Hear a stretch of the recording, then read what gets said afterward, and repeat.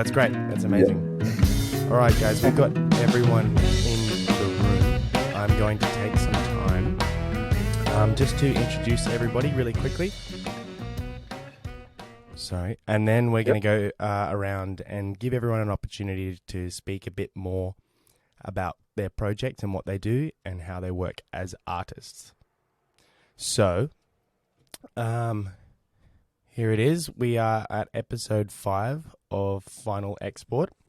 Thanks everyone for being here for the chat. Today we've got 4 artists as usual. There's 3 from Phantom, the Phantom Chain, and 1 from Afterfxs. Our first guest is Anemale. Anemale, this is, as you were saying, is a collab between a collector and an artist, but we've got both here today. The art uses 3D sculpting softwares. It's handcrafted with organic reflections. Poetic, deep, organic, and futurism is the kind of the styles, I guess. Beautiful colours. They're preparing a new collection at the current point called Futurism and Spirituality.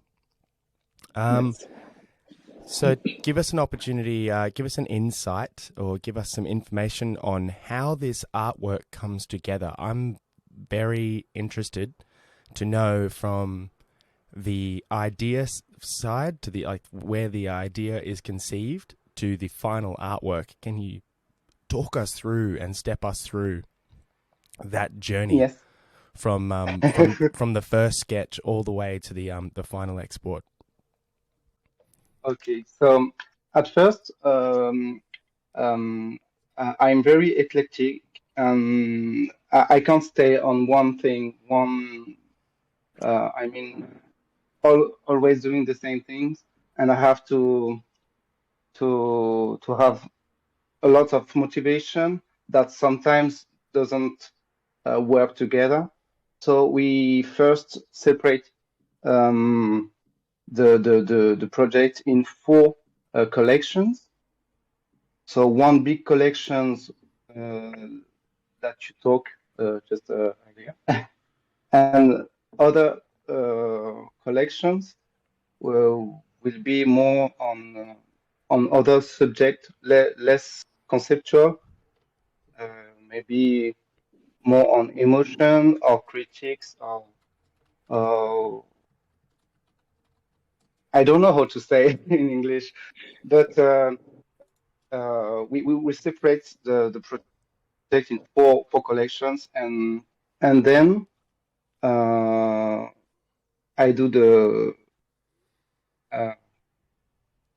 I think about one idea, and then he helps me to develop the idea.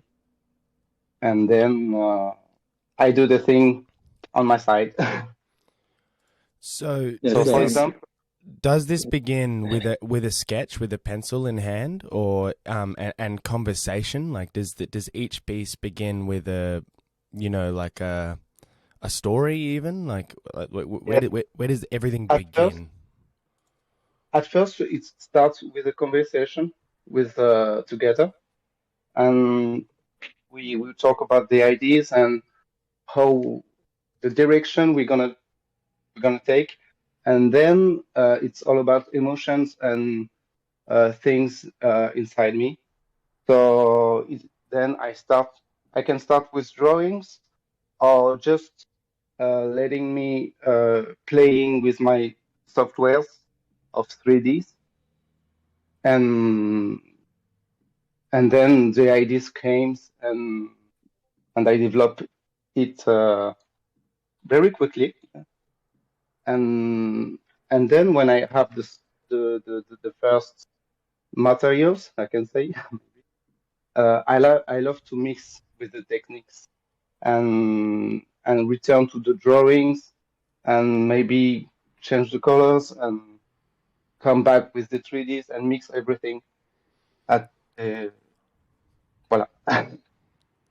Yes, we exchange a topic, an idea, dream and male. He works impulsively. That's pretty impressive. I'm really a fan of my friend. It's an amazing artist. Yes. Okay, so this is really interesting. I've got a lot more questions to do with the actual artwork, but before we go any further, or can you talk about? You say you are, we are Anemale. You are the collector, and Anemale, you're the artist. Can you talk about your relationship and how you met and where this collaboration relationship came from? So at first, I was a musician, composer, uh, a long time ago, maybe since 2008, and We have been friends for 20 years. 20 years. yes, and I met him on like MySpace blog because he was the owner of the uh, website who share underground music, and we found each other on these things, and the friendship starts immediately because we have the same tastes, the same mind, I can say, and 20 years later, he Yes. came back because we are not living on the same place, but we often We are share. connected. Yeah, yeah. Connected, my friend. And 20 years later, he came back with this because he was a collector at first, NFTs, and he really loved this world, and he talk about all this thing, and maybe he found interesting to put me on this thing. Voilà. Wow. Okay, so so Anemale, you basically have an old friend of yours. This is amazing. So that has gone off, involved himself in the NFT space, recognized and collected some art of his own, and then recognized people in his real life that he respects and enjoys and knows their art and respects their art, and you've gone to that person and say, "Hey, this is a space for you." Yes, and you've Yeah, pulled him into this. That is exactly. such a very true and human story. I absolutely love that. It's so cool because it's just friends, yeah. It's just friends coming back and supporting that artist, and Yes. everyone knows that artist friend who just laboriously and just slaves away at his work. You know, it's very interesting. And it was like we had like a break for maybe 5 years because the lives took they they roads, and so but we never how to say, like when he came back to me, it's like he never we never had this break of life, you know. It's like the like we always been together, connected on the things. So yes, it's really, I'm really touched by this story. Also, if I am inside this, so I'm proud to It's be on this team. it's really awesome that you have stayed a team. I think, and I mean, I'm the same in a lot of ways. I think many artists would be the same in the way that we get introduced to the space in some way, shape, or form by somebody, or but to team up and to stay in an actual collaborative relationship with the person who brings you into the place. That's yeah, it's just a really interesting like organic place of where this team has come from. Yeah, I really like it. I really like it, guys. I thank you so much for all of that insight. I would I just yeah, Thank you so much for that story. Thank you. It almost seems like the artwork as well, in my opinion, is almost an exact reflection of your relationship and what you guys are going through. You know, you're going through this very organic kind of collaborative step into a new space, and the artwork is just a visual representation of these conversations that you two are having as very close friends. Is that right? Yes. Yes, also because normally I don't go on very deep I'm not too introspective on my art. I'm very visual and playing with texture and like with feelings, but not the deep inside me. And he helps me to put it out, with this conversation and the direction he bring me to. Um, it helps to make something more introspective and maybe deeper.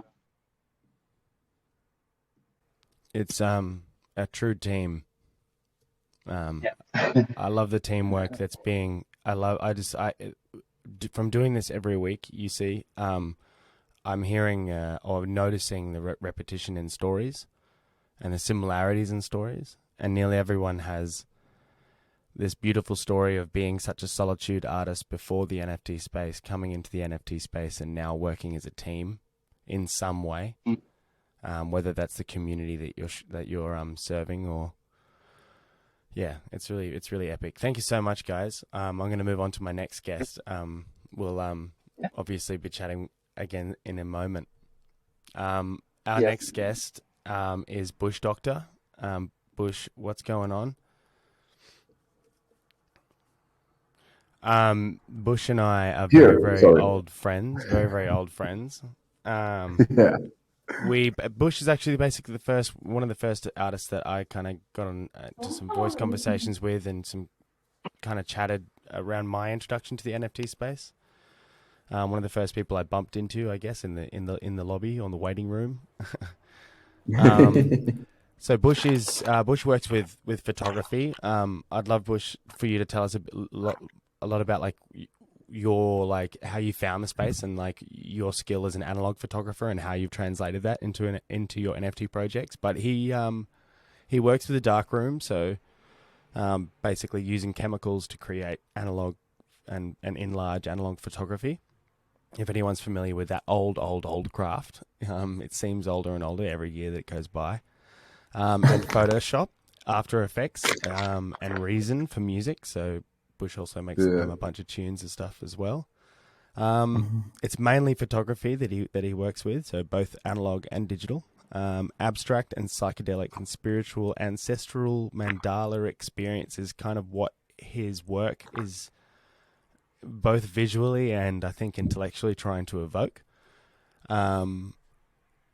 Entheogen is his project, which is currently available on PaintSwap. You can try and snatch up these pieces, but they go pretty quick. As Bush is a lot about his community and his little his virtual commune that he's building on his this guy's been living in the metaverse and converting the metaverse into real life longer than a lot of us, I think. But yeah, Bush, tell us about your journey and your project, your process, and I guess your transition from this analog photographer into such a digitally focused world, and how you've kind of embraced and accepted that. Go for it, legend. Yeah. Fuck, Ryan. Thank you, brother. Thank you for this amazing introduction. And so my life is also my heart. Sometimes, my pieces of art, not my heart, but maybe my heart as well, but goes through sometimes a little bit chaotic process of creation. So I can relate that into my life story, which is like, for example, I was born in a really small island, Fisherman Island, with just a lot of people in the summer that would come from all over the world to surf, right? And you would make friends from all over the world. before internet. So you would meet these people, and then in the end of the summer, they would go away and they would tell you, hey, man, it was really nice to meet you, man. I need to go off. And then you would ask, where are you going to? Some of them, they would say, oh, I go back home. Where is home? Fucking everywhere. Or I'm going to the next spot, to the next wave, wherever. So I was growing with this feeling about, okay, I need to go out in the world, right? So without knowing anything and going through as a teenage in the grunge area of the arts and music, I didn't know what to do, right? So when I finished college and I went to university, my first degree was psychology. And I really enjoyed it. And next to the end, I thought I would be very dangerous for society as a psychologist. So I decided to change, right? So I did change to arts, and in the fine arts university, tried a lot of things, right? Like the fine arts thing. And when I came across with lithography and photography, I got like, wow, it blew my mind. So I started taking some pictures. In the second year of my uni, a guy hired me to go cover a fashion event. So for the next like 4 years while I was studying in the fine arts, I was doing fashion photography. So it was totally fucking different ways, right? And I got sick of it, right? So while I was doing, and this was where there wasn't like any kind of digital tool, everything was fucking analog. So when I started I had like a really great, like it was a master, it was a master of the dark room. He was getting work from all over the world for him to print. He was basically a printer, right? Dark room printing. And that guy was my teacher, and I liked him so much that I did twice that class. I took 2 years of it. And when I discovered that the dark room, so you learn the basics, right? Like you need to most of the times when we do arts, right? The first kind of steps, it's like you need to learn the rules that your teachers are trying to teach you, so you can break them, right? Or mix them, whatever. It's kind of a rule, right? You need to understand them. And so when I got into the basics, I instantly start having these fightings with this master because I was trying really crazy shit, which, it's about like interacting physically, like with the paper, for example, or breaking some lenses on purpose to see how they would refract, putting some strange liquids on top of the paper before you eat it with a light. And yeah, back then also started my psychedelic trance music scene, and I got dragged into the psychedelic world, going back to the 60s as well, to the psychedelic rock. Then after you get this music, you start trying to understand where they get their inspiration. So you go to psychedelics, right? Like LSD, mushrooms, but then you start going for more the traditional and ancestral psychedelics like peyote.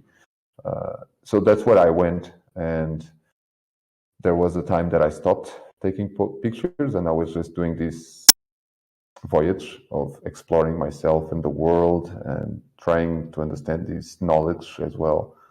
And I stopped like doing photography for like 10 or 11 years. And at a certain point of my life, I moved into Iceland. And when I landed in Iceland, instantly I felt, fuck, what do I do with these things around me? So yeah, I decided, okay, so I went into Amazon. I bought my first digital camera in like maybe 10 years ago, and I started taking pictures again. And then I felt this clash in between the digital and the analog, and I started trying to bring into the digital and like Photoshop tool the things that I was doing in the analog system. So that's kind of where it's a long story and maybe very, very confusing, but that's where this inspiration of the way I work with images and what I try to create comes from. I'm sorry for the long speech. No, dude, that was amazing. I think everyone appreciates knowing where someone truly comes from. You know what I mean? Like these skills take a lifetime to work on and master. I really want you to talk about your process here. I dropped the time lapse that you gave me. I've thrown it into the chat room. So if okay. please talk about like how this, because okay, one of the coolest conversations which I'm going to share with everyone that I had with Bush was he was walking on the beach one day and with his camera, which is something I want you to talk about. And he was taking a kind of a photo of what he'd look at, which was a bird shit. Right, this bird had taken a shit on this rock, and he was going to zoom in and take this photo of it because this is how his brain works. He sees textures. And he's going to take this photo, and the wave comes over the brick, but it washes the bird poo away in these like stringy kind of lines, and what it ends up making is for an extremely textural photo. Can you talk about that process of like walking around nature and the way that your brain conceives these pieces? Yeah, it's crazy sometimes, and thank you for reminding that story because I find that story so. It's like it represents so much.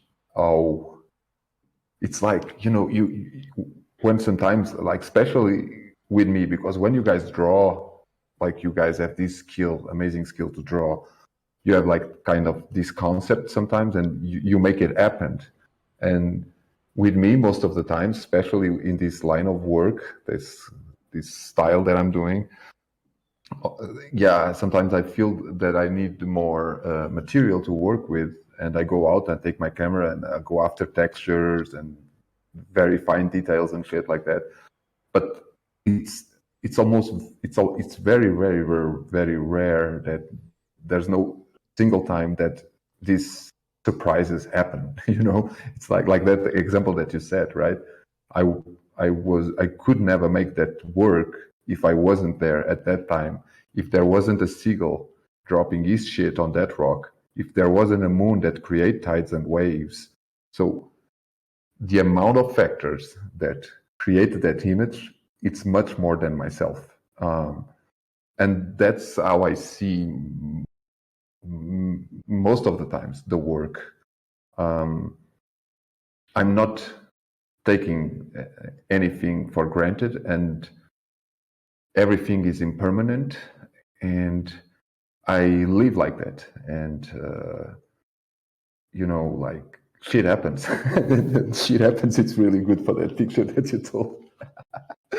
And yeah, it's like that. Yeah, I go out, and sometimes some of my friends, they say that I live in a kaleidoscope, microscope mode, whatever. And yeah, when when I go out, I think I see many different worlds, many different universes, and sometimes it happens that I'm in the right time, in the right moment, but I still don't know it until I get home and I create something and I say, fuck, I'm really happy that I was walking that way at that time. I'm really happy for the cloud that covered the sun and made this light different. So in the end of the day, everything that I put out, I don't feel that I'm the owner of or the master of that work. It's strange, but it's like having something that is really superior that tells me to do that, or I don't know. It's very intuitive. Yeah. It's epic, man. It's obviously the result of what you've explained in your first story. It's a result of this like hugely long relationship and process you've had with photography. So now that your brain is like kind of set in this mode, that's what I've always loved about photographers, to be honest. Is their ability to walk into a room and they think in a kind of language. They walk into a room and they think in light, they think in exposure, they think in aperture, they think like everything about the way that light is playing in the room. They're constantly thinking about how to capture that.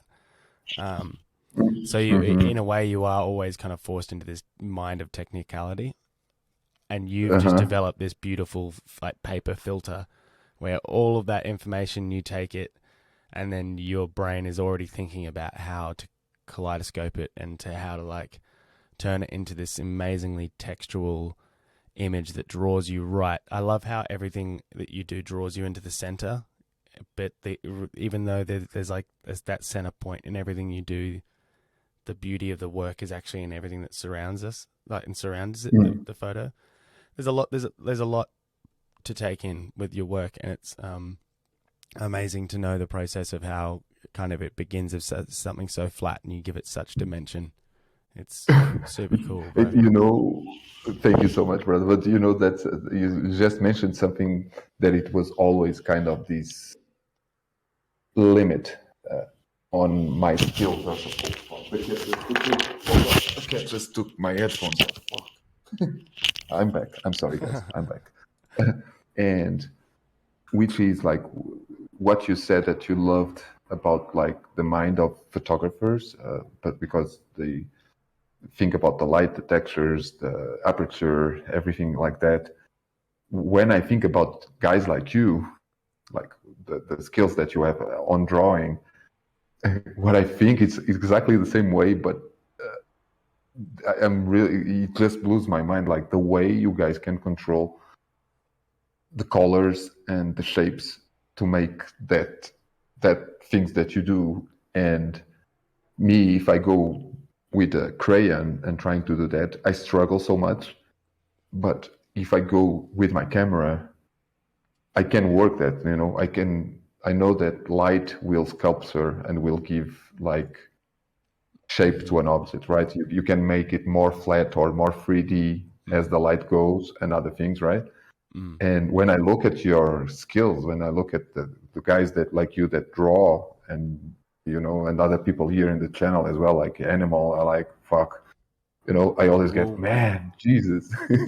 It's just problem solving though at the end of the day. And Exactly. I guarantee you, most people with a crayon would suck. They're like the hardest things to draw with, I think. It's really hard, man. Fuck. Yeah.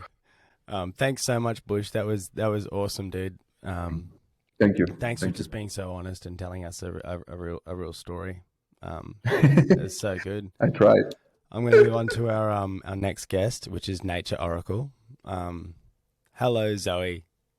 How are you? Hi, hello. I'm good, thank you. So good. So Zoe's over in Chicago. Is that right? Yes. How good's that? There's different. We're all on different times of the evening or the morning at the moment, which I find pretty cool. So Zoe draws in Photoshop. She draws directly in Photoshop with a drawing tablet. She cuts and adds elements from photos and mixes them with her own shapes and drawings, and then includes light playing and textures and all sorts of different elements on top to kind of create her finished artworks. Everything's worked in Photoshop, but she says she also uses illustrators, I guess, depending on the shapes and stuff that she's working with. Blender is a program that she's trying to use and work with more. She says the process includes lots of sketches and compositions. Then she redraws them on her computer. It sounds like the computer has just become your canvas, I guess, which is really, really interesting. Yeah. It's surrealism is kind of exactly what it is, and you've got here a couple of inspirations: Eric Johansson and Nick Peterson, which I don't know. I don't know these artists, but I'd love you to kind of maybe talk about those a little bit. But it's nature-based, kind of. Artwork, I guess, playing with the idea of nature and the power of nature and the relationship, I guess, that nature has and we have with nature. She's got a current project that's out there at the moment, which is available on PaintSwap, but a new project in the works as well that involves a less-known ancient goddess. I believe this will be tied into the current collection that's available. So, without further ado, Zoe, can you kind of please talk to us about, I want to know what you were doing before the NFT space. Were you drawing these digital paintings long before the NFT space existed, or have you kind of adapted a style to find your way into the digital art realm, or is do you paint with oil paints 5 days of the week and do NFTs on the weekend? Like, what's give us an introduction. Okay, actually, I'm more like a product designer, so I do like some Photoshop, and I also do lots of illustrations. I created wedding invitations and just the drawings. So that's like my day job. But on the side, I'm really passionate by everything like mystical. I'm a herbalist, so I talk to plants. I do like I make those little potions. I have like 250 plants in my home. Yeah, and I'm very like fascinated by like all the aesthetics and the mystical side of the tarot cards. So it's just more like a personal passion of mine, and I feel like with the NFT space, it allows me to give birth to something that lives inside of me, all those like trees and animals and the spirit of nature that comes from something that's very personal, instead of doing all those work for my day job. So yeah, it's kind of, so for me, it's just like having all those years working with the plants and the working, like I used to be a card reader actually. So just working with the tarot cards and the working with the plants and just doing all those things on the side that I really like. So then you have all those visions and the energies that lives inside of me, and I just feel like they need to come out. So for me, it's more like giving birth kind of process. Yeah, I just feel like a flow through something that's inside of me, like all those inspirations.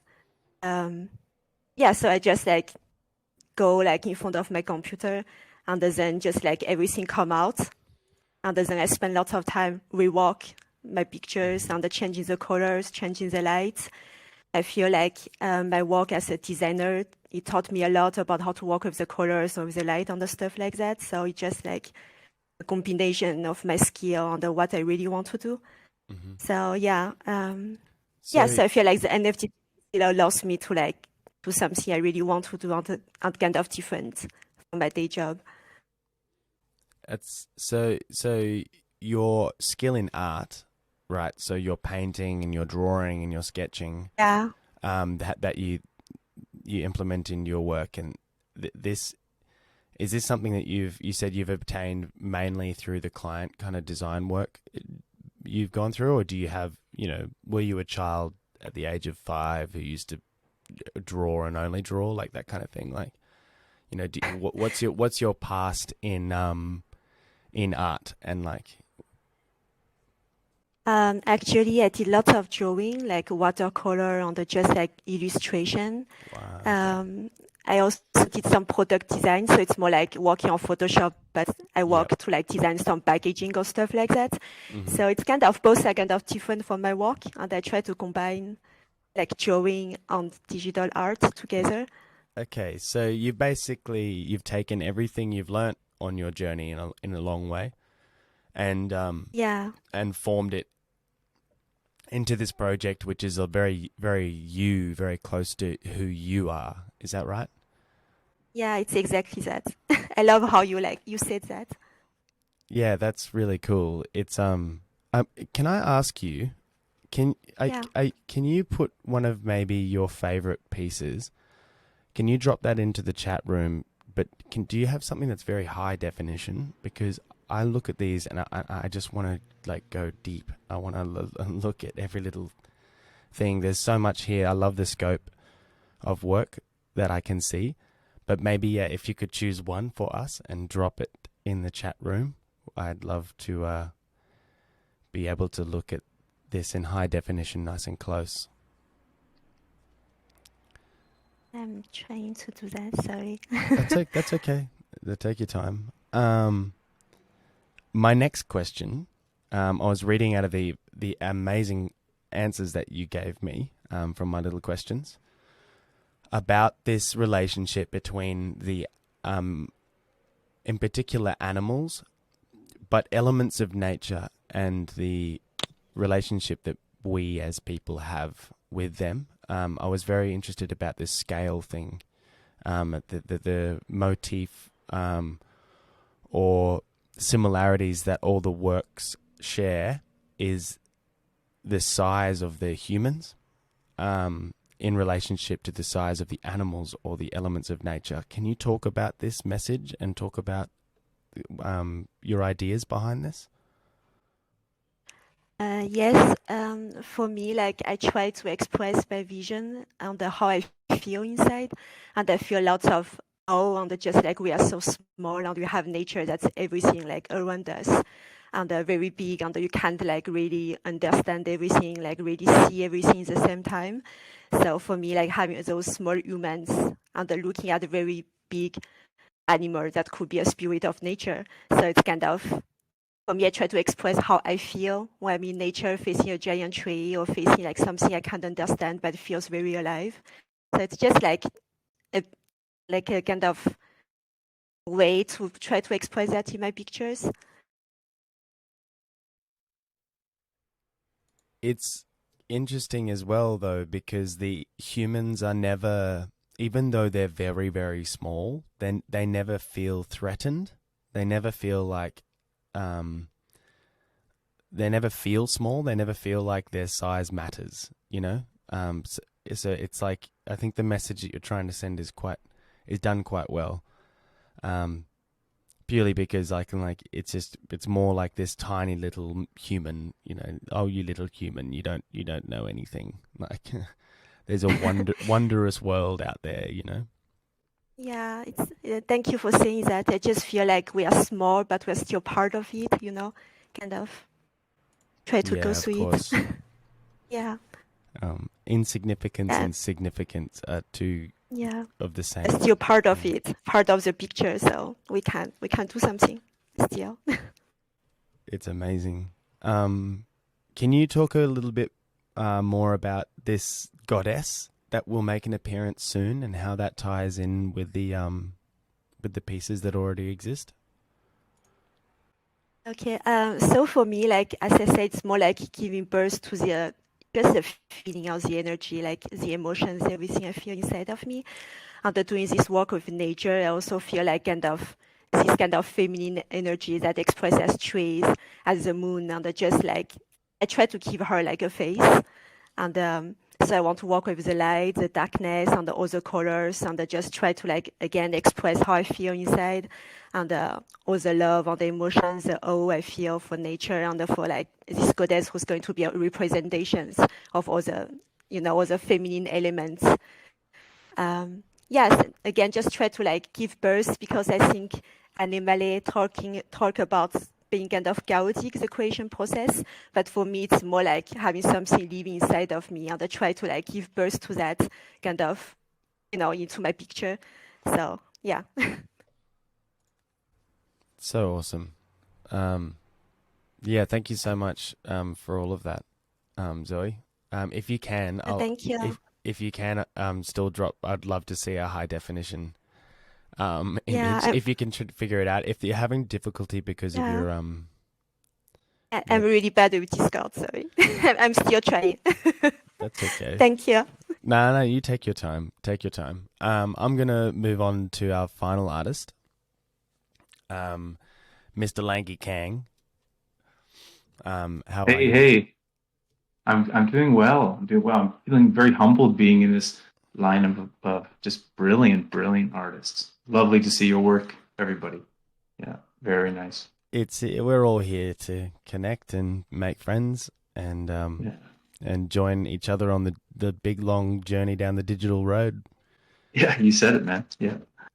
Thanks so much for being with us here today, tonight, this morning, whatever it is for you. Mm-hmm. So Lanky, as I'm going to call you, Lanky is the artist for Avax Quacks. It's extremely very appealing, quirky little project that's a fellow bird of ours here over at the Pink Flamingo Social Club. He works with 2D cartooning and frame animation. So Lanky comes from a past of animation, which I think is a very interesting difference that Lanky has here today. He works with claymation, which my mind is going wild. I would love you to talk about your process as a claymation animator and a filmmaker who's worked on artistic shorts and GIFs in the past. So this big the project is Afterfxs that he works on. It's a profile picture project. It's an NFT project launching on Afterfxs very soon. There's about 4,000 to mint, and there's 165 unique layers and attributes. It's all very unique and absurd and strange. I'll start posting a bunch in the chat room. But yeah, Lanky, please tell us about this past in animation and what found you on the iPad and Procreate creating these quirky little quackers. That's great. Well, my background, I come from psych and psych nursing and a very non-arts background. But many years ago, I started doing claymation just as a side project, as a way of sort of exiting the realm of very, very human, very, very intense work. And I found myself just as a form of meditation, making little shorts, absurd shorts, just very, very in love with the process of frame by frame, crafting little worlds. And it was very low stakes. I didn't intend for anybody to see it, and still don't really, but I fell in love with it, and then eventually tapered more towards full-time art. It took many years, but became grant funded in Canada. That's where I live, and so that's just been spiraling and snowballing more and more. So I really love claymation. I love clay. I love sculpting. I love the tactile experience. I love sort of the process of being in flow state frame by frame. It's a very arduous process, but it's always such a payoff when it comes together. So that's something I would love to bring more and more to the NFT space. That's just a work in progress, making GIFs and whatnot. But I found myself getting an iPad and just playing around with drawing. I used to draw in the past, but cartoons and mainly stuff to make my friends laugh, make my brothers laugh. Absurd, crude, dark, weird, offbeat stuff, which is just playful. But I started with the iPad and started doing the frame animation and realized, obviously, with the claymation, they one supported the other. And then, I just kind of went with it. A lot of my stuff is very abstract and very kind of absurdist and movement-based. It's not really too character-driven, but Afterfxs is the first of my foray into cartooning and drawing. So it's been kind of a learning curve, but NFT space has been a huge permission to just go for it and jump in. So I have a brother who's a crypto developer, and just the two of us are really spearheading this project. So it's been really cool. Great place to learn. Great opportunity. That's insane. This has just literally been a side hustle for you. So you said you've still got your background in psych, so you're still working this as No, I stopped. I stopped working in psych nursing and in addictions and mental health to just go full-time artist. That's been recent, past couple years. Yeah. So how many years is this? Like from adopting this as like I can kind of put this together. Like obviously your brain is like, you were talking about the reward, right? On this arduous, ridiculous process that just seems so painstaking, but you know that it's worth the reward at the very end. I think that's like a really interesting kind of, I guess, launch pad for a lot of artists, because it's you get into art because of the process, not because of the result. If you know what I mean. That's so true. Yeah. How many years? How long has that been? So from conception of it turning to a hobby to something that you're like, I really like this strange process. Yeah. I think 6-7 years while I was in school and while I was working. So just as a side hobby art form. It's been a journey from balancing it with very intensive education and work, and then fully committing, which has been in probably the past 2 years. So 7 years all told since starting with claymation, and then most recently it's sort of blossoming into a full-time art career, which very much so has now involved NFT and drawing and cartooning and frame animation. So Incredible. And it's you and your brother. That's yeah. wow. Okay. So fun. Yeah. So again, this is just some family outing that you guys got really talking in, and you started talking about the ethics behind it, and you had your questions, and he answered his questions, and kind of kicked you up the arse and pushed you into the space. Is that what happened? Yeah, pretty much. I've always been super excited about crypto. And once I started seeing what NFTs, I was so confused about NFTs and what is this whole world. It's seemingly massive and growing nonstop. So learning more, I was really, oh man, this is fantastic. What a cool way to disseminate work and to share another's brilliance and be on the cutting edge of just a new format and a new way of coming together online, digitally. Yeah. That's so awesome. And it's another example, a lot like Anemale was explaining. Well, I mean, David, this is literally the same thing, right? Your brother is the one. Mm-hmm. It's a similar thing. Your brother is the one that's recognized your talent and said, hey, like, you should really think about, maybe we should jump into this together and like really kind of try something here. And the same with Anemale. They're two friends who have been like, hey, we should take this little walk together and see where it goes. And now you've quit your job. You got it. That's right. I was talking to Teens on Acid, and he had a similar story. He quit his job recently as well, because of this space. It's providing so much opportunity. Can you talk about the process of AVAX quacks? So now you've trumped the actual process. You've got these AVAX quacks in your hands. What are you and your brother doing, and how much are you learning every day about kind of the next part of the art and minting it? How have you generated it? Have you teamed up with a dev who's going into your program file and who's exporting all these for you, or are you laboriously exporting each one of these? Well, I'm lucky enough that he is such a good counter to my skills as an illustrator and artist, and he is a full stack crypto developer.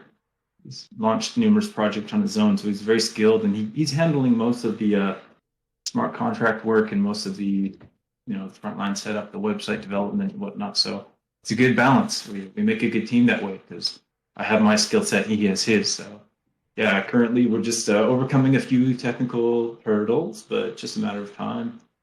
Yeah, it's been cool. It's good. It's a good breakdown of labor that way, because I would never be able to learn all the ins and outs of all that Solidity and the NFT smart contract work. It's a lot. So yeah, I'm very lucky to have him and our team. It's good though, because I feel like your introduction to art in general, being animation, really has it. You've already got your ducks in a row in that sense, because you already know 175 or even 250 attributes to you. It's got nothing on a 2.5 minute fully drawn animation. Right. Yeah, it's true. There's always this endless.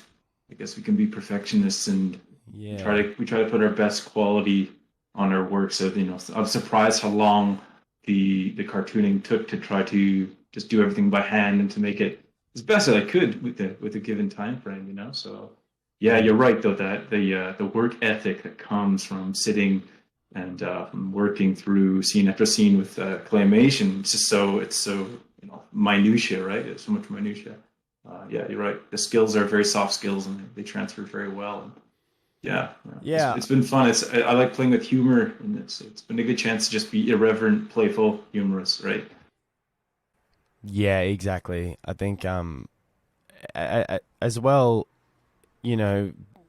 being so new to the space and in a lot of ways, and I can relate to this in a lot of ways. I still haven't dropped or even snuck any of my true I guess my my style that I hold close to home. I've still never dropped any of that. You know, I work very purposely in this 2D cartooning style. Purely because in a lot of ways it's like getting something out there and just and having something that teaches me more about the space, the community, what utility is about, all the rest of it, like how the technology works, how the contracts are written. It's and now obviously how artists relate and become friends and communicate. Thanks so much for that, dude. That was epic. Totally. Thanks, man. It's great. No worries. All right, crew.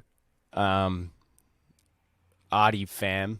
We're gonna have a conversation now. I'm just gonna literally throw a bunch of topics at everybody, and I just want everyone to feel free to chime in, say whatever you want to, talk whenever you need. But I have something I want to talk about, which is I don't often go on Facebook, but I did go on Facebook to do something with the band the other day, and I was bombarded by a series of paid ads that were like generative art, AI,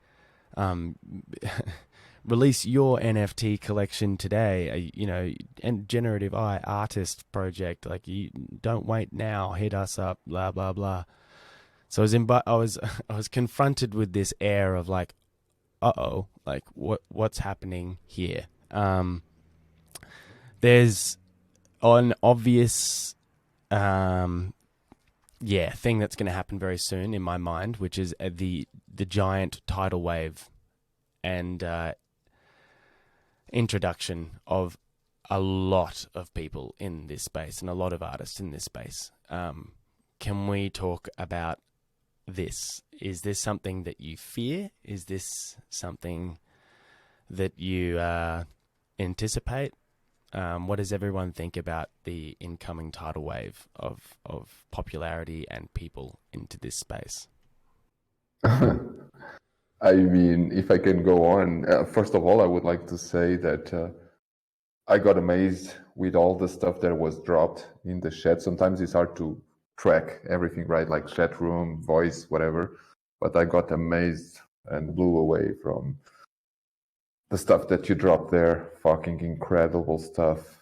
And taking these, and thank you so much for sharing all this with us and with the universe, and taking from this point and relating to what you just said, because I do have Facebook, but I don't go there also for maybe some years. So it doesn't surprise me what you just said, because that's kind of what's one of the main objectives of Facebook, right? Like, it's gathering information and bombarding people with what their bots and whatever the analysis they do, right? So I do see that. I did imagine that happening at a certain point, or maybe it's already happening. And like you said, Froyd, you just realized today because you went there, because we are kind of disconnected from this kind of mainstream mass media, right? It's not just the TV for many, many years, right? We have this internet thing. And on that, of the tidal wave that is coming or not, doesn't really bother me or scare me. So what really scares me and bothers me in the art world, and literally on fucking everything that reflects on our society and mankind, is that what I fear is the lack of education. So us as artists, and I'm not trying to be pretentious here, calling myself as an artist as well, like you guys are. I'm just saying that through what we have read and studied about art and psychology and sociology, right, is that the most powerful tool that we have is knowledge. That's the true currency. Fuck all the tokens, whatever, right? Like with knowledge, you can do whatever you want. With an hammer, or writing smart contracts, or creating art, or this and that, right? So what I'm really afraid of, that tidal wave, it's the people that are going to receive it. Doesn't matter what. Doesn't matter if it's me accepting one of those propositions. Doesn't matter if it's fucking Donald Trump, whatever. Doesn't make a difference. It's like the public, and we are all public. We can be an artist, a teacher, a medic, a truck driver. Doesn't matter. We are always teachers and students at the same time. And if the public is not educated about it, and if they don't understand what kind of process is behind every kind of product, can be organic potatoes, can be generative art, can be like fucking Picasso, doesn't matter. If a person don't understand or doesn't know what is behind fucking anything, that's the point I get scared. So I'm not scared. That's not that thing, if it comes, and it will come in many different ways. So it's also more public coming to the network. So it's literally the law of demand and supply. So Facebook saw that there was a lot of people talking about NFTs, right? And okay, there's a demand. We need to create a supply. And the supply, we are creating it as we go to our things and we do our pieces and we try to put it out there and sell it. We are offering for that demand that is growing, right? So I think that the demand, it's much higher than the supply at the moment. And Facebook recognized that, and not only Facebook, a lot of other people in the space, FTM space as well, people all over, and they are creating that offer. So that's my perspective on that tidal wave. And generative or AI, doesn't matter. It can be a guy writing in toilet paper, like making like 5,000 drawings in 10 minutes and putting out there, you know. I mean, the most important thing, I think, it's education in both ends. So yeah, I hope I made any sense with this speech again. Absolutely, absolutely, 100%. Yes. Would anyone else like to chime in? That was beautiful, Bush. Thanks so much. Yeah, man. I hope sometimes I'm not overwhelming. You know, it's like No, yeah. No, It's a very good interesting. point. Yeah.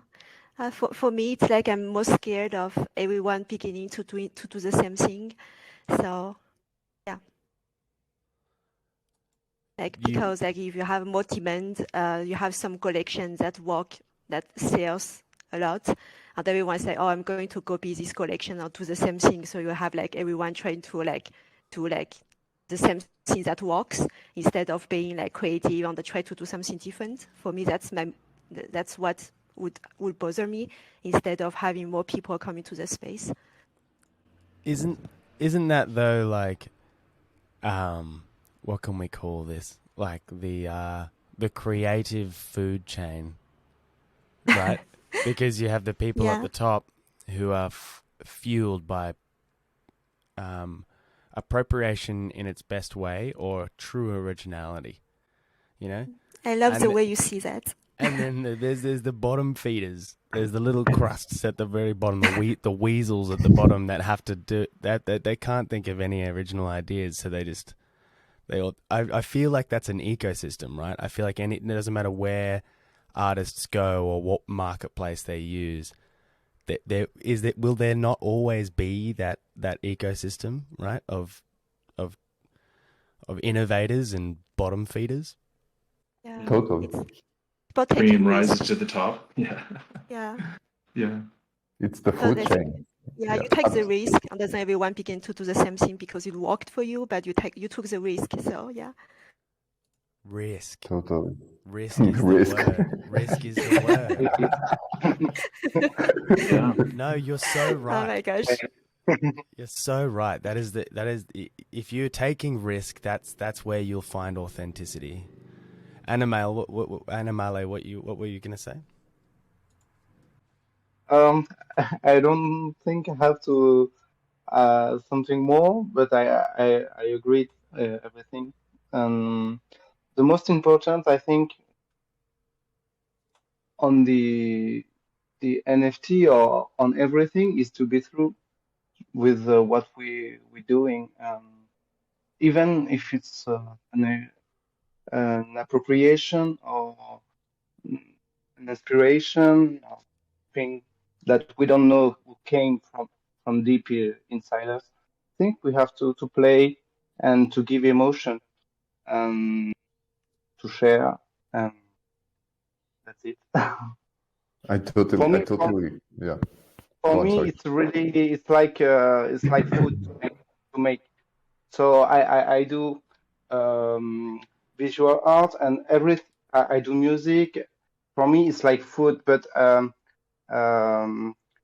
I used to do it very for myself first, and my friends who's on the team wanted to give emotion, to share this emotion he had to everyone, and maybe help the community, and maybe help me to develop uh, with the salt to develop my art. And I think yes, basically is to be honest and have fun and give emotions. Okay.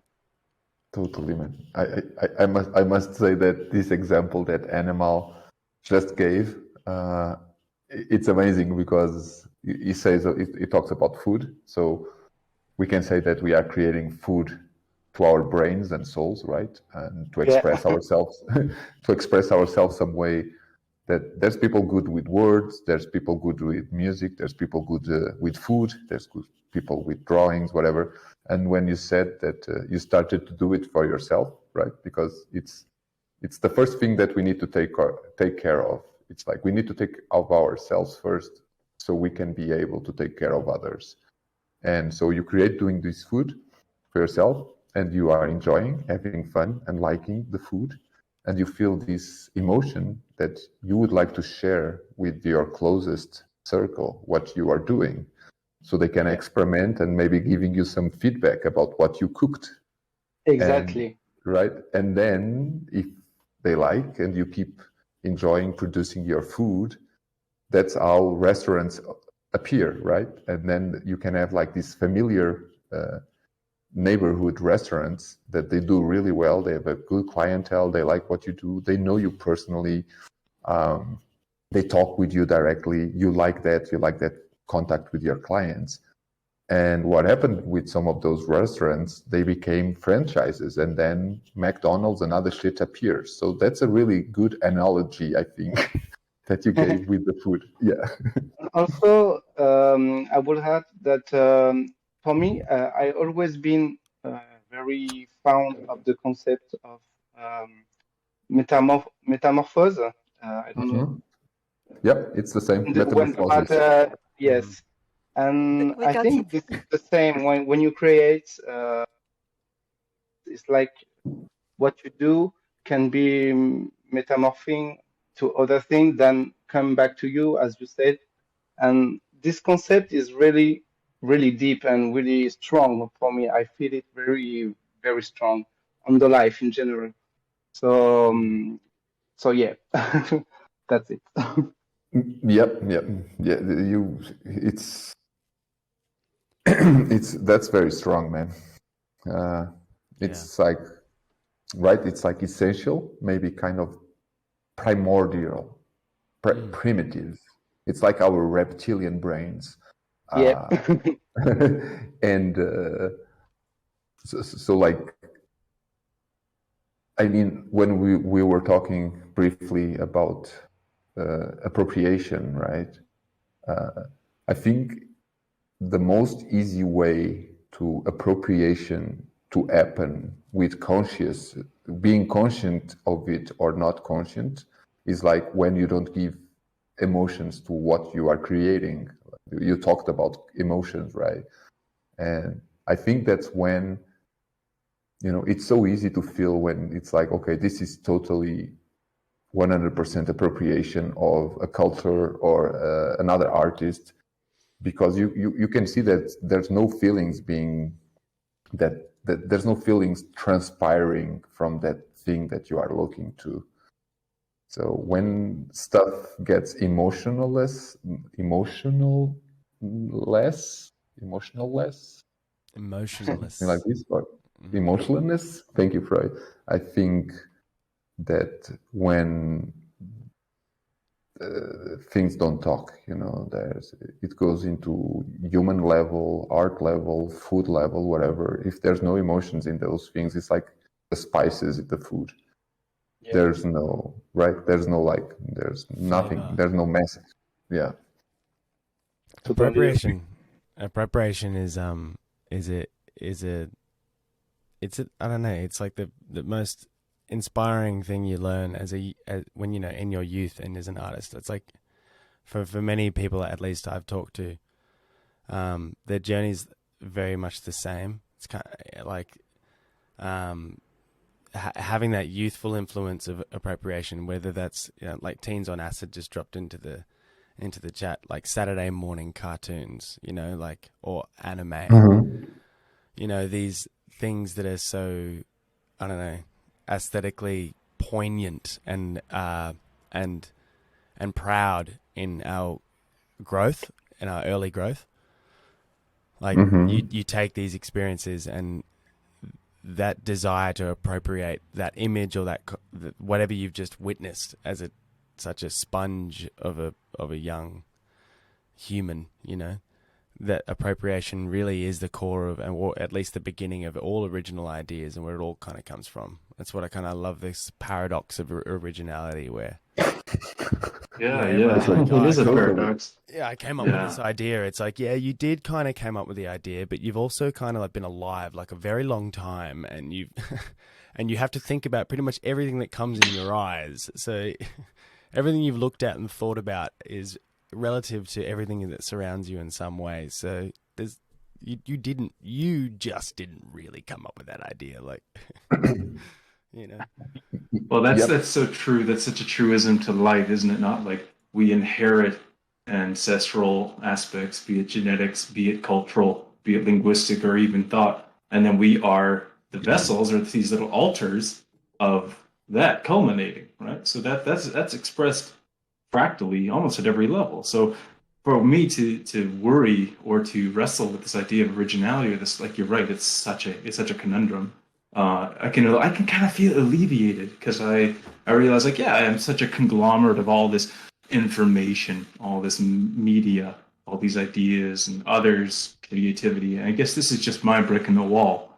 And that's to me, it makes me feel empowered, but it also allows me to feel humbled in the field. Like I'm not as big as I might seem to be. So ego doesn't matter as much as just the humble act of doing the best you can with the time you have and the hands you're given, right? Like the toolkits you're given. So that's kind of how I approach art, as being a kind of a non-artist artist. Is I'll do my best. I know time is fleeting and resources are scarce, or at least they are relatively limited. But my creativity and my imagination, my soul, this lens that kind of gets to feed back and reorganize is unique in the universe. And that's just really fun. Fucking beautiful. That's so awesome, man. Yeah. Yep. It's you talk about the death of the ego, which is so awesome. You give me a segue. I'm gonna write it down the boulevard. It's like it's the death of the ego, right? Like, one thing I've been watching this NFT space promote in a number of ways, right? And I'll use a couple of examples, right? So Anemale and like yourself, for example, you have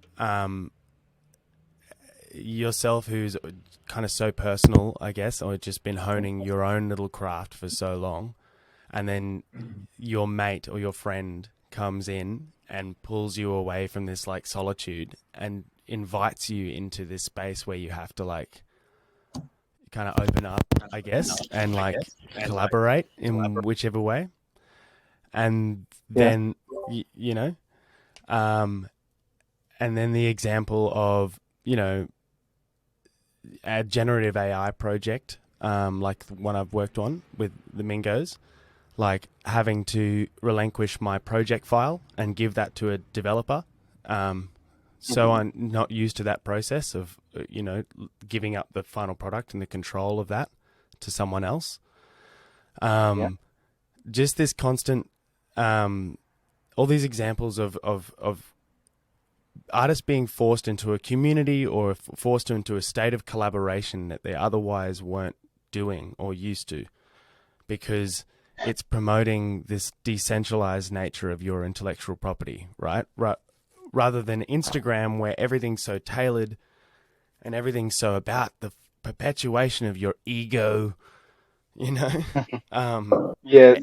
Everyone now operates under enigmas, and no one knows anyone's real fucking name, and it's become this big kind of, it's broken down the people. It says people don't exist. The metaverse concept in a lot of ways. So because people aren't involved, it's like now this art becomes intellectual property again, becomes ideas, and yes, there's a voice and what we're doing right now. There's people behind these images, but really the images get to finally speak for your art. Like, I've always hated Instagram as an artist because I hate the idea of putting my face up before I put my art there, Yeah. Can we talk, who else has experienced a kind of ego death in either their artwork or, the person they are throughout this strange transition into the NFT metaverse world fuckery thing that we're in? I mean, for myself, it was kind of funny because I came to the space because a friend of mine. So as an illegal citizen of certain countries that I cannot say so much, but I needed to find a way to move my stuff, my funds, right? So a friend of mine told me about crypto, blah, blah, blah. I did a wheat deal on Bitcoin. It was my first crypto contact. And then someone told me about the FTM space, which I joined. And it was boring for me anyway. And then I met the NFT space, which was totally what I was looking for to do if I'm connected into a computer, which wasn't normal for me to be sitting so many hours in front of a screen. And like my ego destruction or death, if you want to call it, it started with the Entheogenics. That's why I created the Entheogen project here, which is mostly what these tribes were doing using, for example, ayahuasca. I think if we talk about ego death, bro, I think we could be doing that to the end of times, because it's like a fucking hard job to do. And there's a lot of quote unquote temptations all around us. And it's so easy to get and to lose focus on that job, on that learning process of killing your ego and trying to be more empathic with everything around you, and to be a better listener, and to support and help everyone, and trying to make mankind something really beautiful. It's sometimes I go into like Star Wars shit, like the dark side of the Force and the white side, or the bright side of the Force, whatever it's called. So fuck yeah, like I think ego, it's the main obstacle for us to evolve at the moment. I don't know if I got off topic. Sorry. Great, very good. Yeah. No, I think it's very interesting. It's something like people talk about for thousands of years, like letting go of your ego and try to like what's behind that. What's like if you remove the ego, like who you are, what remains. So yeah, it's very interesting what you said. Yeah, right. Like that, you said something really important in that. It's like, I'm not saying that's what you feel or what you're saying, but it's like exactly that. So if the ego is made, it's like our most external skin, and we think, okay, if I lose this skin, what's left, right? So are we working so much in that ego that if we lose it, we have nothing? or if that skin disappears, you're going to see your true self, and then you can start working on that, maybe. Or maybe we're like part of everything without the ego, you know? Or maybe we're Exactly. nothing. I don't know. Yeah. Maybe like just becoming one, right? Like, and working like as the mycelium of the mushrooms that are interconnected, and the most efficient network in every aspect, sharing knowledge, sharing nutrients. I don't know. We could be talking forever about mycelium. Yeah. For me, I the like. experience. Hello. Yes, Yeah. for me, the Yeah. experience is a bit different because I've got a project, an artistic project that I use a lot my face to show my skills and my art in my face. Like I transform myself, and I started to break the ego on this. But what I found at the end is not this art being considered like the ego. I felt that even if in the start I wanted to leave my ego, it came back with the peoples who don't understand really what I'm doing. So uh, having a foot on the NFTs on this community make me feel for the first time uh, without my ego and really have the share experience on my art only. I don't know what if you if you understood Yeah. my. Yes. That's great. Of Yes. It course. sounds like Okay. through Yeah. anonymity, or is that what you're saying, Anemale, that you had this opportunity to feel more in touch with your work and not necessarily your face or the persona that you're trying to convey through social media? Is that what you're saying? Yeah. Nice. It, yeah. But The work. sorry, go ahead. The work becomes your voice in a lot of ways. Yeah.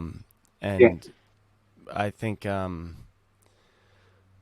whilst we have a history of artists that we've known their name before we've known their work, like you grow up knowing Leonardo da Vinci's name. Yes, probably a bad example because we all know his work, but like Monet, for example, like, you hear a name like Monet, but most people will walk into a gallery and they're like, oh my God, that's beautiful. And they're like, yes, that's a Monet. And they're like, oh, that's Monet, like they know their name before they know their work.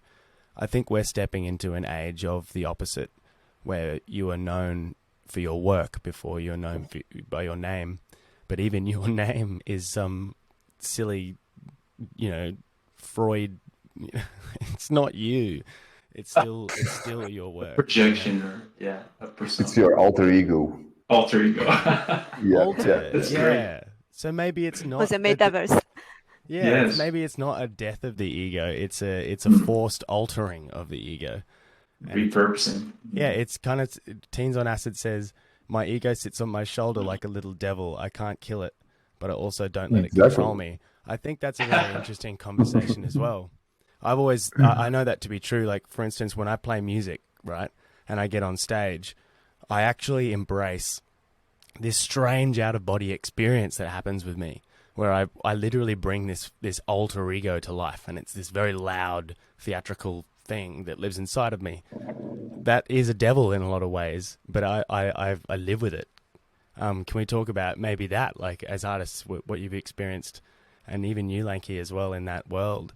Like, these alter egos that we can use and utilize and use as our tool to channel through the work that we do. Right. Yeah, that's so true.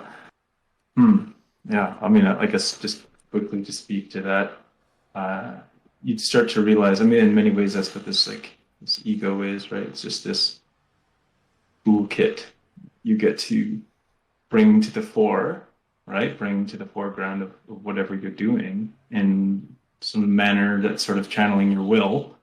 And I feel like for me, with psychiatry and with nursing, I took on a very heavy duty role that maybe didn't represent all my values and backgrounds and blah, blah, blah. But in the moment for what was needed, it was very purposefully used, right? So I think that's kind of a constant push-pull with our more authentic interiority, if however we relate to that, versus what we have to kind of end up being in space and time, right? So it's weird. It's weird to reconcile with this continuity of yourself versus these little snapshots of having to represent yourself in the universe. It's very strange. Well, yep. And I do think as well that there's a very strong linguistic and sociologic component to these words. So some letters that we created, which composed the alphabet, then we decided to create words, right? And they represent something like graphically and phonetically. And I do believe that most of these issues that we are talking about and trying to find like, okay, what's the magical answer to this? I do think that they come a lot from what was defined before we were conscious about this life that we have now. For example, if we do believe in more than one, right? And if we go to certain tribes that they don't use the same codes as us, it's really, really interesting when you start talking with them, or if you live with them for a while and trying to understand their culture and habits. It's really, really funny and interesting to find that some of these tribes, some of these people, they don't have that word.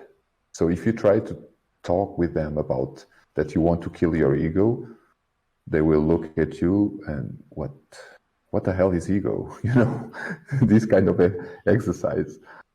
That's really interesting because I do think that it's something that is really, really important and primary, which is for us. It kind of goes back to the art university when you need to learn the rules before you break them.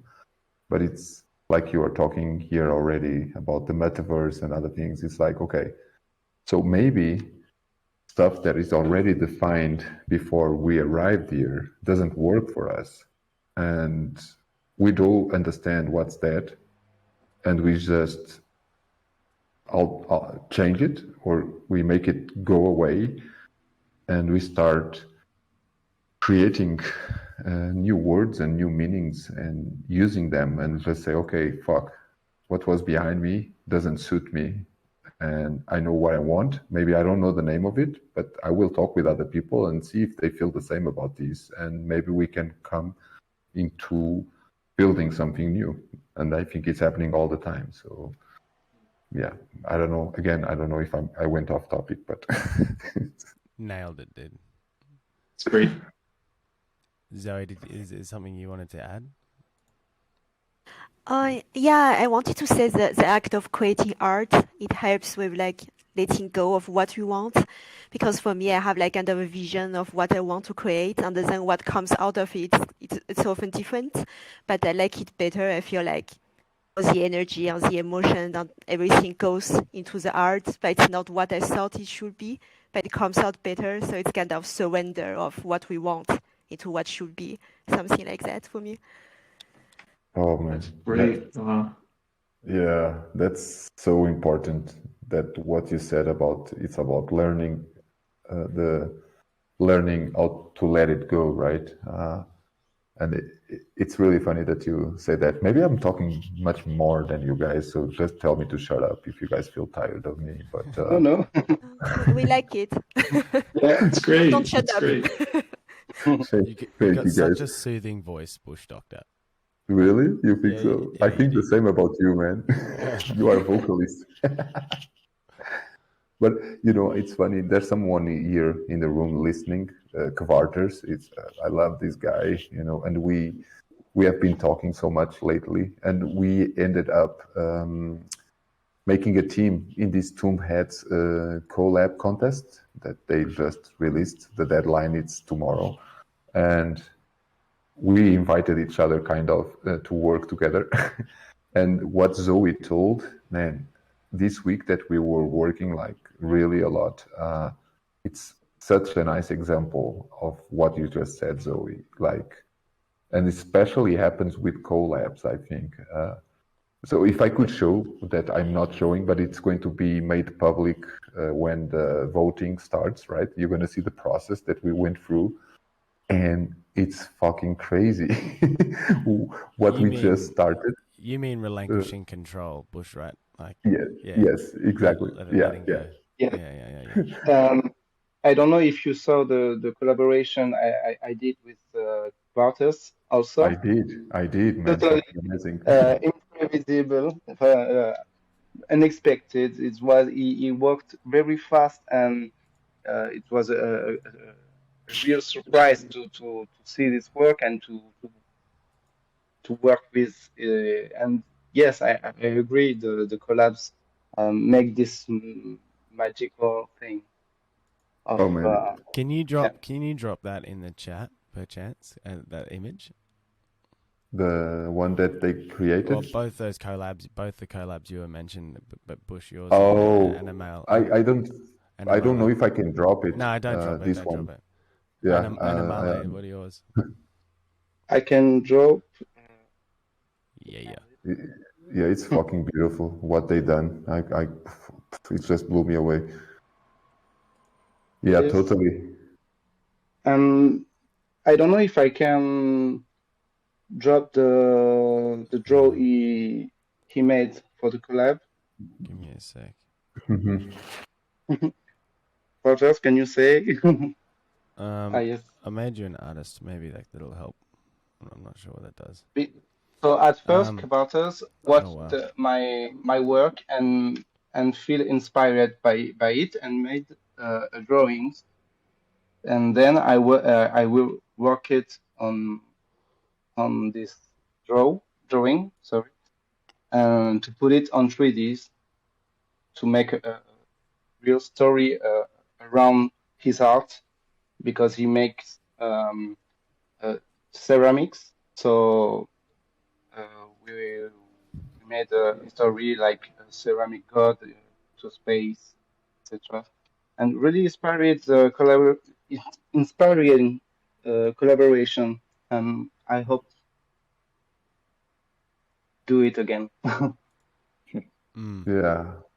Collabs are that's something I'm definitely going to be stepping into next year. I've been so goddamn busy this last end of the year, man. It was so wild. Almost lost my footing on my skateboard for a moment, but yeah, I think I will need to fly to Australia for us to start. Yeah, well, you all need to come. You all need to come because we're going to start putting on some parties and stuff. That's basically what we're going to do with the Mingo Club. It's a social club. So as we're doing here, like bringing everyone together and making friends. It's basically our job. That's what we're going to be doing, is bringing people together and having parties and fun and smuggling pink dust everywhere. So I want to open this up to audience. If anyone in the audience wants to raise their hand, ask a question, step on in for a chat, if they've got a sick topic that they want to throw to the crew, while we kind of... Let's fucking go. Come on, guys. Jump into the stage for stage Come on, someone. Don't be shy. Yeah, don't be shy. I'm the shyest. A juicy question. Juicy question. Silence here.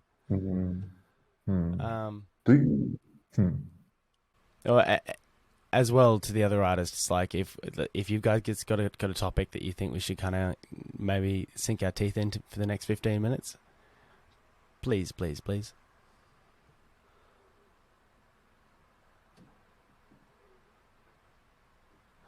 All right, I've got another topic. I want to talk about inspirations. So, like, if we can go around, to kind of top it off. I'm talking about inspirations artistically, or just anyone, people in the world in general, and their perspective or the way they see the world. But yeah, just inspirations either visually or psychologically. There's things that kind of have driven you as an artist all these arduous, long, goddamn years. Tell us about it. That's so fucking hard to pick. I mean, Just a couple of people, you know. yeah. Well, I know because it's hard. People are yeah, awesome. I mean, because to be honest with you, so I think I would go just back for the art with faces and faces without the art, right? Like you were saying, some artists that you know before you know their art, and vice versa. So, like, if I think of names that people would recognize, right? I could pick some names that everybody knows and they understand why they inspired me. But to be honest with you, people-wise, my biggest inspiration are John Does and people in the jungle, like ancient tribes that I really like, go deep into the jungle and make these ceremonies with them. And then the other one, which is my biggest source of inspiration, it's nature. It's just look around and Nice. hug trees, eat mushrooms, sitting next to a river, watching this beautiful planet and trying to understand why do we deserve it and how did we come up with this and we still don't understand it and respect it. So yeah, I would pick that as my biggest inspiration is the universe and the planet, something like this. That's epic.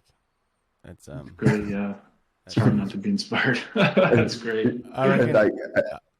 And I would choose all of you. You know, I would choose all of you as inspiration as well, because that's literally, if I'm talking about this space and what we are living at this moment, the planet is always out there, and I recognize him and I talk with him every day in the universe.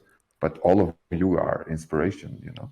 I'm gonna safely say that Bush has probably just gone and answered the question for all of us. Like, I'm happy to use that as my answer as well. As well as Kavatas has also put a rather juicy question that I would love to kind of put out, if that's all right with everybody. Is that cool? Yeah, please go for it. All right. Yes, Zoe, please. Yeah, I just said yes. Okay. He says, Sorry. what are your reflections about the economic side of the spectrum? The balance between creativity and adapting to a marketplace. Does everyone want to put your 2 cents in on this relationship that we all know is a thing with what we're doing? Mm-hmm. Yeah, that's. Can I speak or someone? Yeah, please. So for me, this question is terrible because, as I said, I'm very, very messy, and this collaboration, in fact, with my colleague, put me on the market. I mean, he helps me to go into the market spectrum, but it's like a fight sometimes. Like a fight, a conversation, yes, to make like we are working together, but we are fighting at the same time, and we agree the next step, and it's like every time like this. So we're going, and I just keep to be honest and true with my art, and a bit influenced by his vision of a really a collector, because his soul is a collector at first. So he knows the market and everything. So in a way, you're saying that this side of it is like something that frustrates you in a way, and you just like you you almost you want I that. think it's like frustrating and also constructive, a bit of both. Mm-hmm. It's like I learn from him, but also he learn from the deep of my motivation. So we are working together on both things. In fact, I think so. So what you've taken from it is teamwork, right? Yeah, I love it, and that's new to your process, right? yeah, yeah. Because normally I do things like intuitive, and so I don't. This is just emotions. So I don't think about market and sell my art and etc. So he's here to put this reflection into my. Yeah, no, absolutely. It's just a part. Yeah. It's a no matter how you form. I mean, I'm the same. Like, not the same. I hover around it and those decisions. However, I am part of a team that helps Yeah. make those really important decisions. You know, which I'm very, very, very grateful and thankful for, because I know that without it there would be a very large added layer of stress for me as an individual and a self-made artist. Yeah. Exactly. Can someone else kind of chime on their experience with this? I can. I mean, I think the example that Anemale just gave, I think it explains really well, which I think which a person that is creating something, can be shoes, a cake, or a picture, feels like. It's so what I want to say, it's like there's two different sciences. There's more than one, but in this subject there's like this economical science that we can study about, and which I feel, me not being an economist, that it's more scientific, so a little bit more predictable, and with more models that you can apply as you go.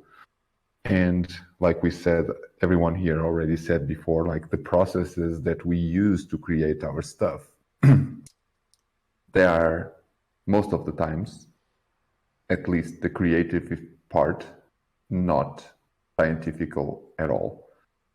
In my process, I could say that I have a scientific side, which is for example, for the chemicals, for the laboratory, there's formulas to do that. Of course, you can play around with them, but it's more quantifiable. It's easier to quantify. And I think that's one of the struggles that we all have, right? When we are producing something and we put it out there, like how much that this thing worth. And you are thinking on your perspective. And for me, for example, as a one-man show, most of us are, right? We have no teams behind us, and it's just me. I came to the conclusion, and this comes from the time that when I was 16, 17, or 18, and selling my stuff on the streets and starving and living in squats and shit like that. I learned that the right price, it's the price that someone that really wants something from you offers you. So the economic side of these things,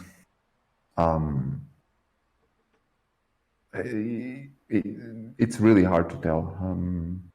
But for me, it's a very important component of what I'm doing, because I'm not sure that I would keep putting my stuff out here in the crypto space and the NFT space if I wasn't getting people buying stuff from me. It wouldn't take any value or fun on what I do, but maybe I would need, I'm sure that I need that economic spectrum to be sustainable in this space as keep creating. So I don't know if I made any sense, but yeah.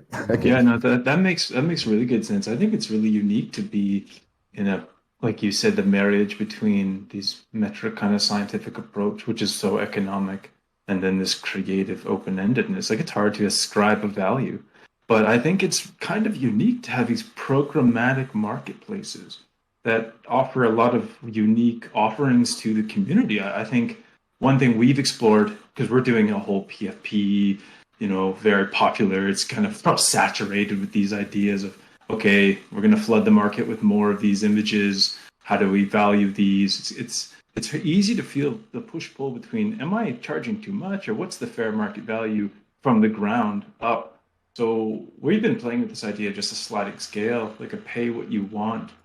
And that can be implemented programmatically, allowing the community to essentially vote or to pay what they want. And I hope we can trend more towards those instead of greed being sort of the core value behind what we were kind of talking about, the metaverse blood, right? Like, how do we retain that like offering?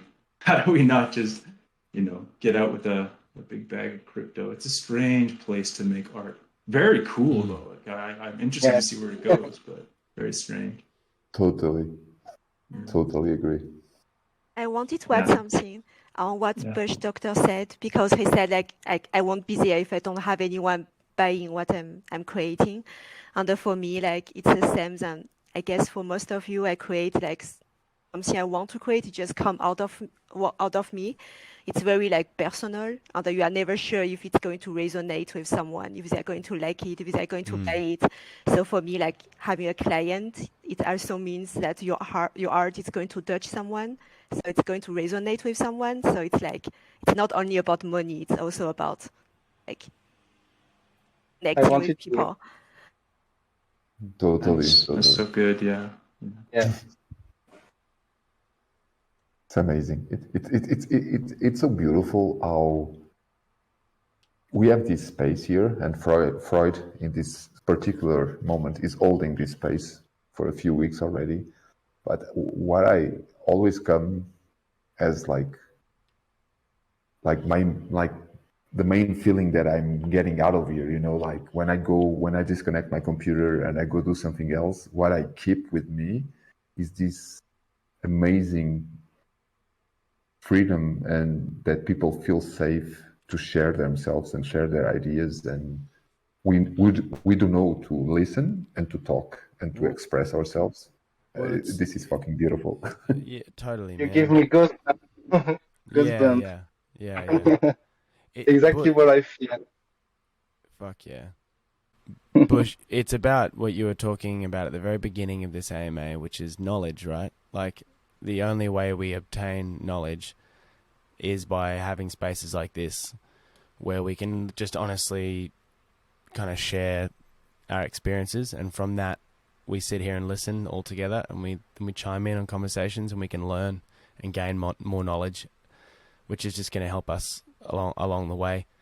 Because like I mean I don't see it as a fear, but I don't want to be naive, and I'm very aware of how this space is going to grow and how rapidly it's going to grow, as all things exponential in this crypto space do grow.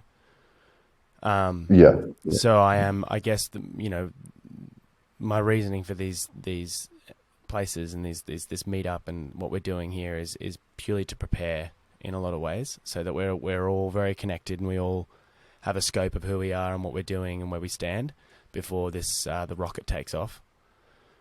I think it's very important that we have this space, which kind of I guess it perfectly brings us to the end of such an epic episode yet again.